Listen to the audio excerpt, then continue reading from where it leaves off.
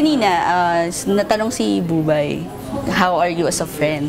Anong feeling mo dun sa testament niya na you're generous and yun nga, natatouch ako kasi syempre pinalaki kasi ako ng lola ko na kahit anong mangyari, Panginoon talaga. Talagang siya yung kakapita mo, siya talaga. At kahit anong successful mo sa buhay, huwag ka makakalimot talaga. So ako talagang palagi yan sa utak ko dahil ang lola ko palaging ganyan sa akin. Ano man meron ka, lahat ng yan sa isang pitik mawawala. Pero siya, ang faith mo sa kanya, ang pagmamahal, never mag-fade yun eh.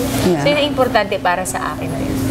At ikaw, di ba, bilang laki ka din naman sa lola, yung mommy mo ba ngayon, meron siyang mga parang mga say din sa pagpapalaki mo? Oo, actually, very thankful ako dahil parang naging sobrang very close ako kay mama. Lalo na nagkaroon ako ng Zia sa buhay ko. Parang siya yung, oh anak, pagod ka na ba? Ako na yan. Parang very excited din siyang, parang ngayon, sige, good luck sa press con mo ha. Kaya mo yan. Dito lang kami ni Zia, huwag ka mag-worry. So ngayon, siya yung nag-aalaga ngayon.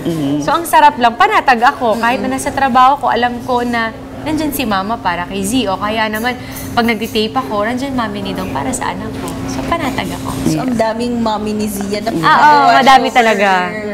So hindi ka mag-worry. And question lang, since nagpapakita na kayo ng pictures ni Zia, ano ba to? Is this a sign na okay lang sa inyo na mag-showbiz din siya?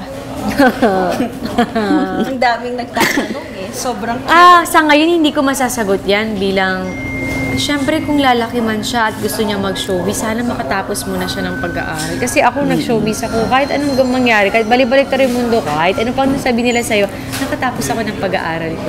So, diba? May mga weakness ka man bilang isang tao, the way ka magsalita, kung ano man ang, wala namang perfect na tao eh. So, importante, hindi mo mabibili ang diploma eh. Kapag graduate ka, nakagraduate ka. Nice.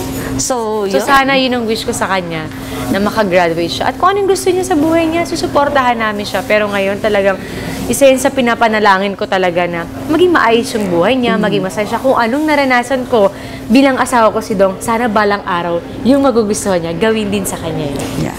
So ngayon, kasi syempre ang ang forward. Sobrang mother na talaga. Eh ngayon, kung kunyari, gusto kang sabihin kay Zia, tapos, kunyari, mapanood niya to sometime in the future, ano yung gusto mo? Message mo for her. Yeah. Iyok do. Talk show to. Naku, pag nanay ka talaga, very sensitive ka.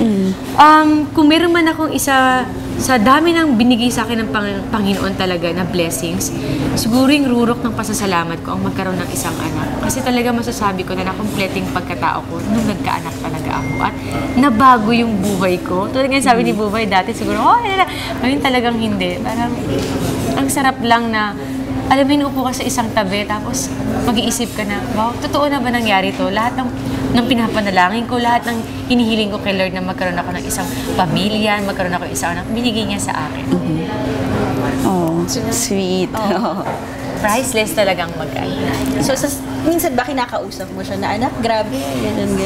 Madalas, araw-araw kami magkausap. Kaya nga kita mo sa video, ang dal-dal-dal niya.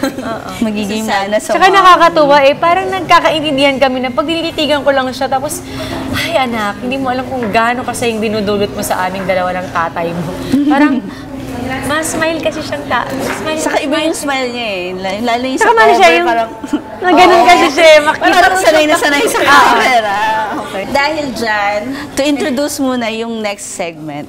Haba! Ito na, last na. Ano yung, sino-sino yung mga guests, mga dream guests mo? dream guest. Siguro kung may mananalong presidente, i-guest ko siya at itatanong ko kung ano bang gagawin niya para sa bansa. Nice. So, bilang sabi mo, itetest Hindi ko nga 42 Ito nga, itetest na namin. Practice natin dito pala. Itetest na namin yung pagiging talk show host mo. Yes. Talagang